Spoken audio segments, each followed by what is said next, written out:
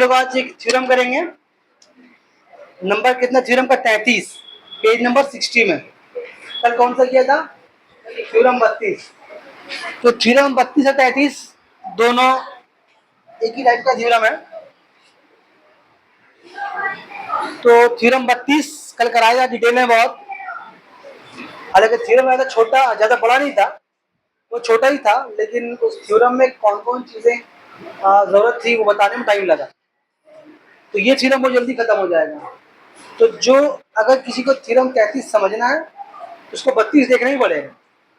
देखा थ्योरम 32 देखे आप 33 समझ नहीं पाएगा, क्योंकि हम बहुत सारा बात, कॉर्ड किसको बोलते हैं, ठीक है, सेंटर क्या होता है, सरकमफेरेंस क्या होता है, तो सारा चीज बताया था। उसके अलावा कॉन्ग्रुएंसी किसको बोलते हैं, कैसे एंगल का नाम लिया जाता है, कैसे ट्रायंगल का नाम लिया जाता है, कल हम सब बता दिया।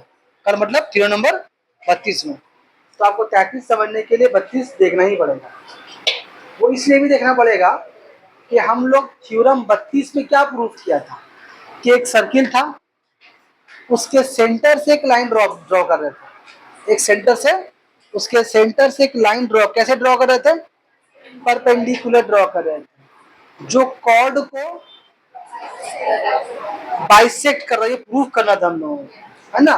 सेंटर से एक लाइन ड्रॉ करेंगे परपेंडिकुलर कॉर्ड के ऊपर, तो कॉर्ड को दो बराबर हिस्से में डिवाइड करेगा। तो हम लोग कैसे प्रूफ किया था इसको? एक सर्किल बनाया था, सेंटर से एक लाइन ड्रॉ किया, परपेंडिकुलर कॉर्ड के पे गिराया, तो कॉर्ड को पॉइंट डी पे कट भी किया। लेकिन हम क्या बोला था? वो मिड पॉइंट नहीं बोला था, हम मिड पॉइंट साबित किया था उसको, क्योंकि उसको मिड पॉइंट साबित करने से मालूम हो गया था क्या, ठीक है, परपेंडिकुलर बाइसेक्टर है, यानी कि एकदम बिल्कुल बराबर हिस्से में काट रहा है ना। वो दो लाइन का बीच का मिड पॉइंट साबित करना था हम लोगों को, भूल गए कि रात में? तो मतलब एक परपेंडिकुलर लाइन ड्रॉ कर रहे थे, तो वो कॉर्ड को दो बराबर हिस्से में काट रहा था, ये हम लोगों को साबित करना था। इसे क्या बोले, ध्यान देना। परपेंडिकुलर ड्रॉ कर रहे थे, तो कॉर्ड को वो बाइसेक्ट कर रहा था, ये साबित करना था। कॉर्ड को बाइसेक्ट कर रहा था, ये साबित करना था, ठीक है। अब क्या बात होगा? अब बोलेगा आपको, अब इस थ्योरम में क्या बोलेगा? थ्योरम नंबर 33 में क्या बोला जा रहा है? 33 नंबर थ्योरम में अभी सवाल मत देखो, नहीं कर देखो।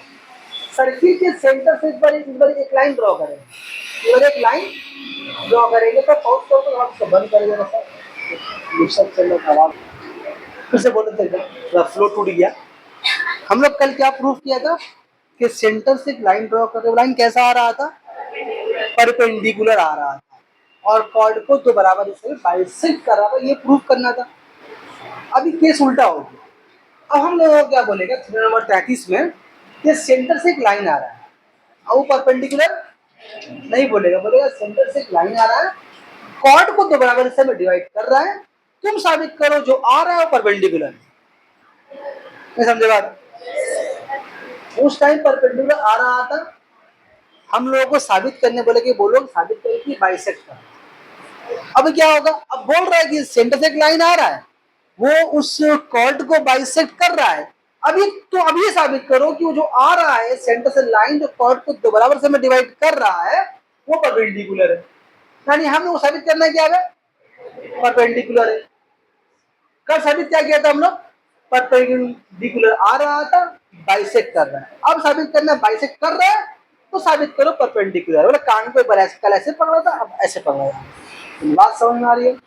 सवाल समझ गया? अब सवाल इंग्लिश में पढ़ लिखा। देख, let us prove that if any straight line passing through center of a circle, कोई भी स्ट्रेट लाइन जो पास कर रहा है सेंटर ऑफ द सर्किल से, देखो यहाँ पर इस बार क्या बोला है?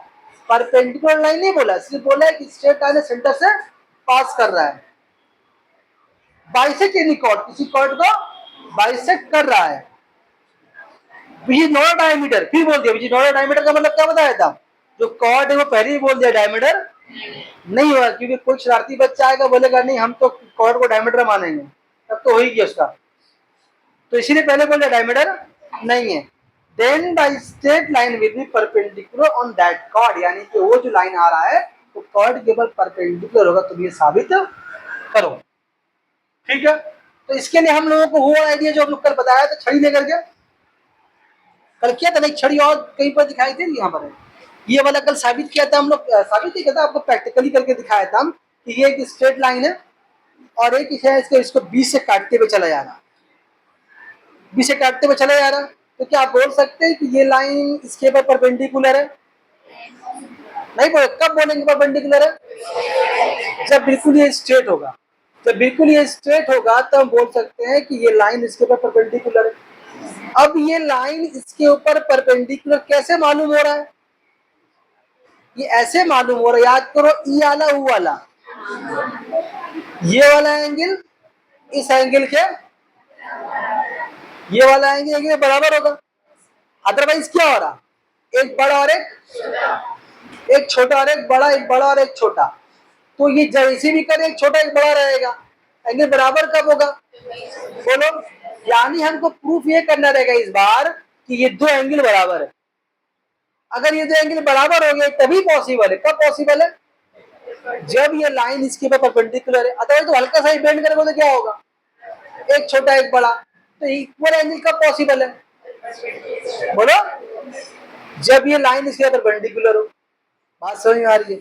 अगर ये एंगल बराबर तो लाइन परपेंडिकुलर है, लाइन परपेंडिकुलर तो एंगल दोनों बराबर है, एंगल दोनों बराबर तो लाइन परपेंडिकुलर है, एंगल दोनों बराबर तो लाइन, बार बार 3 बार, एंगल दोनों बराबर है तो लाइन इसके ऊपर परपेंडिकुलर है। तो हम लोग को प्रूफ यही करना पड़ेगा कि ये वाला एंगल आपस से बराबर है। जब ये एंगल ये आपस से बराबर प्रूफ कर देगा तो काम खत्म हो गया मेरा। लेकिन ये दोनों एंगल के खास नाम भी था, एडजेसेंट एंगल, क्योंकि दोनों में कॉमन साइड है। आप राइट एंगल बनने जा रहे थे, आपका नाक ना रुक गया वो। बोलो, सब बात समझ में आ गई? बस आसान थे, बस चटवानी पड़ भी आ जाएगा। देखो इसका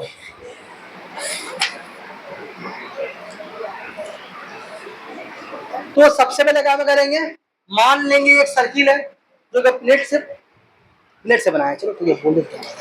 मान ले एक सर्किल है, इसका सेंटर, मान ले एक सर्किल है, इसका सेंटर ओ है,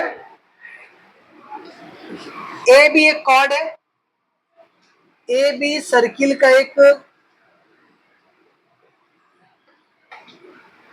ए बी सर्किल का एक कॉर्ड है ना जी।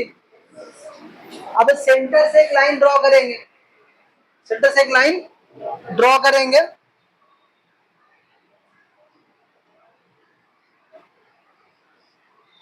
इसको होगा एक लाइन ड्रॉ किया सेंटर से। अच्छा, लाइन ड्रॉ तो किया हम तो किया है परपेंडिकुलरली ड्रॉ, लेकिन आप ये मानना नहीं। आप कब मानेंगे ये परपेंडिकुलर है? तो आपको हम ये एंगल लेंगे बराबर दिखा देंगे तब, वही तो प्रूफ करना है। अगर हम मान लेंगे कि परपेंडिकुलर ड्रॉ कर रहे हो तो थ्योरम रहा कहाँ, तो खत्म हो गया थ्योरम। आपको नहीं प्रूफ करना है कि ड्रॉ कर रहे हैं परपेंडिकुलर, मतलब ये वाला जो लाइन आ रहा है सेंटर से तो कॉर्ड को परपेंडिकुलर बाइसेक्ट करेगा, ये प्रूफ करना है। तो हम सिर्फ क्या बोलेंगे, अभी सिर्फ ये बोलेंगे जो लाइन आ रहा है, जो लाइन आ रहा है वो कॉर्ड ए बी को नोक्ता डी पर बाइसेक्ट कर रहा है। ये तो हिट्स मेरे पास है, ये बाइसेक्ट कर रहा है। बात ये चीज हम लोग कल प्रूफ किया था, आज ये हम लोग को दिया हुआ है। क्या दिया हुआ है कि ये लाइन इस कॉर्ड को बाइसेक्ट कर रहा है। जब ये लाइन इस कॉर्ड को बाइसेक्ट कर रहा है तो एडीबीडी बराबर होगा, तो दिया वही तो कल प्रूफ किया। तो ये जो लाइन आ रहा है आपको साबित करना है कि ये परपेंडिकुलर आएगा। अब कैसे? तो आपने सर अभी तक परपेंडिकुलर बना ही दिया इसको, तो ये सबूत नहीं, ये तो बना दिया सर समझने के लिए। ऐसे आपको आप साबित कैसे करेंगे इसको कि ये लाइन इसके ऊपर परपेंडिकुलर? कैसे साबित करेंगे? जब ये दोनों एंगल इक्वल हो जाएगा तो हो जाएगा, बात ना खत्म। तो इस एंगल का नाम कैसे लेंगे हम लोग?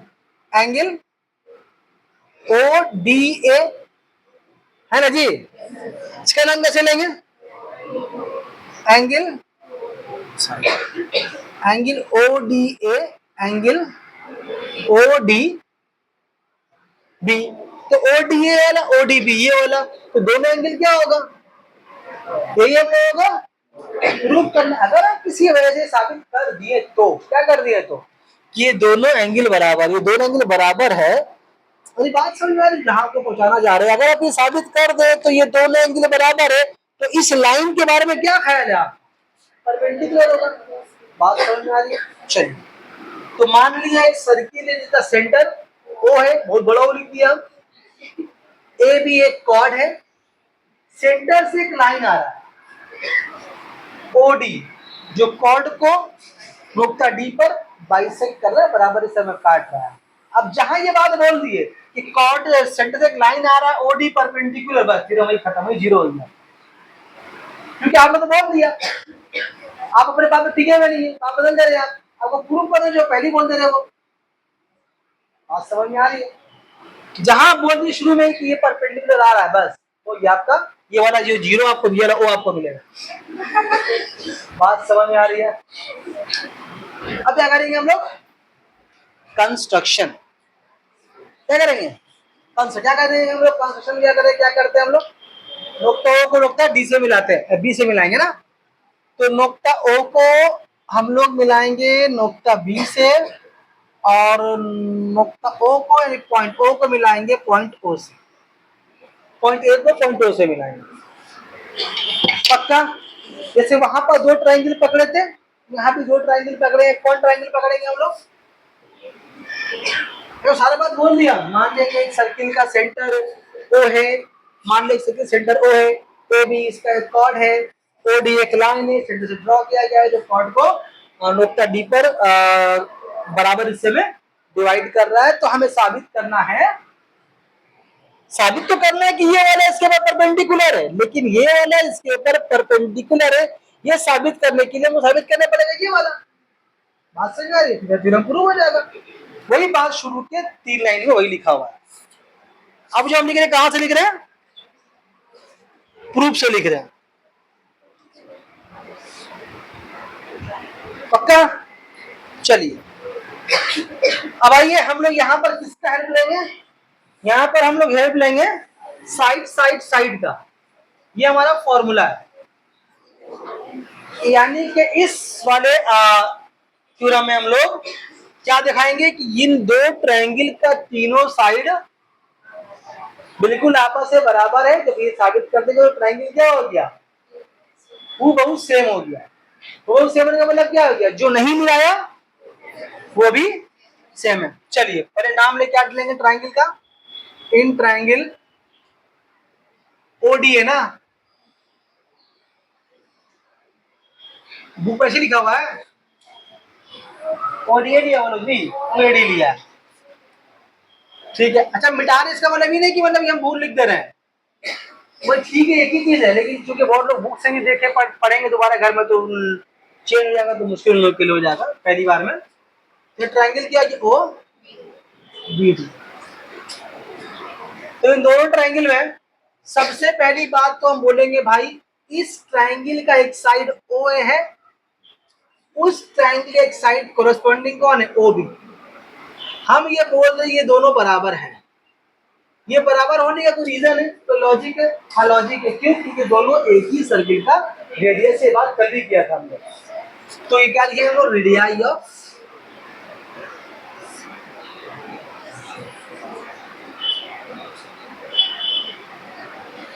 Radii of same circle.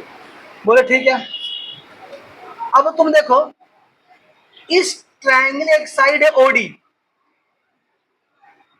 तो उसका भी एक साइड ओडी है, हैं?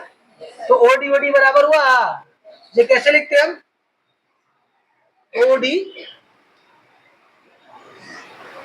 इज कॉमन, है ना जी?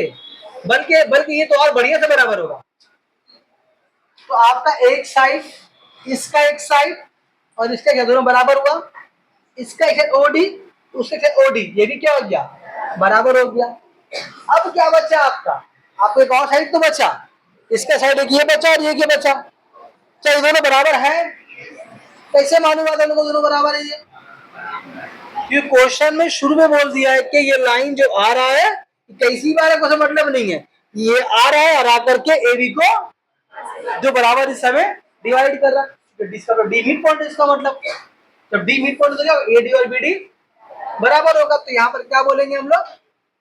ए D equal to B D बराबर है। कैसे बराबर है? कैसे बराबर है? ये इस O D bisects A B at D, है ना जी? अब ये बात हम लोगों को कौन बोला? कि अपने पास से भी बात बोल रहे हैं, अपने पास से कौन सा बोल रहे हैं, ये वाला कि एक सर्किल का रेडियस बराबर होता है, ये सब जानता है। ओडी ओडी के बराबर तो होगा ही होगा, ये भी सब जानता है, लेकिन ये वाला इसके बराबर होगा, ये बात तो अपने पास से नहीं बोल रहे, ये क्वेश्चन में खुद हमको इशारा, ये क्वेश्चन में इशारा खुद हमको बोलो दिया हुआ है, इसलिए क्या लिखेंगे बगल में, क्या लिखेंगे, गिवन है, ये क्या है ये, तो ये जो पॉइंट है हम लोगों को दिया हुआ, तो हमने क्या देखा कि एक ट्रायंगल में, सॉरी दो ट्रायंगल में कॉरेस्पॉन्डिंग साइड तीनों बराबर है। एक ट्रायंगल में तीन साइड होता है, तो हर एक ट्रायंगल का दूसरे ट्रायंगल के कॉरेस्पॉन्डिंग साइड से क्या हो, दोनों बराबर है, या तीनों का तीनों बराबर है, तो ट्रायंगल क्या हो गया, बिल्कुल similar. Triangle O A D बराबर है ट्रायंगल ओ डी बी के, तो ओ ए डी और ओ बी डी बराबर है, कैसा बराबर है, ये हर तरह से बराबर है। जब ये हर तरह से बराबर है तो उसका मतलब हर कुछ बराबर है, बोलो बोलो ना, जब हर कुछ बराबर है तो मतलब क्या, जो नहीं मिलाया है वही बराबर होगा, हम क्या क्या नहीं मिलाया, हम एंगल तक भी नहीं मिलाया, तो इसका कोरेस्पोंडिंग एंगल कौन सा होगा, ये वाला होगा, हम नहीं मिलाया, लेकिन अब ये वाला भी क्या हो गया, ये वाला भी क्या हो गया, बराबर हुआ ना, ये वाला भी क्या हुआ, ये वाला क्या हुआ, ये वाला क्या हुआ, ये वाला क्या हुआ, ये वाला क्या हुआ, बराबर हुआ, बराबर, लिखो उसको, तो क्या बराबर हुआ, ओ डी ए बराबर ओ डी बी, ये बराबर हुआ ना, वही तो बात लिखा है यहाँ पर, बात लिखा ना। अब जब ये वाला एंगल और ये एंगल बराबर हो गया, तो हम लोग इतनी बात समझ गए हैं कि जब ये एंगल बराबर हो गया तो जाहिर सी बात है ओ डी ए बी के ऊपर परपेंडिकुलर होगा ही होगा, उसके अलावा कोई चारा ही नहीं है, कोई चारा उसके अलावा है, तो लिहाजा हम बोल सकते हैं कि O D is perpendicular to A, जो सिंबल है परपेंडिकुलर का, थ्योरम आपका प्रूव हो गया। अब बताओ कल थ्योरम में कितना लगा था, थ्योरम क्या हुआ, चट से प्रूव हो गया। पाउस कीजिए इसको।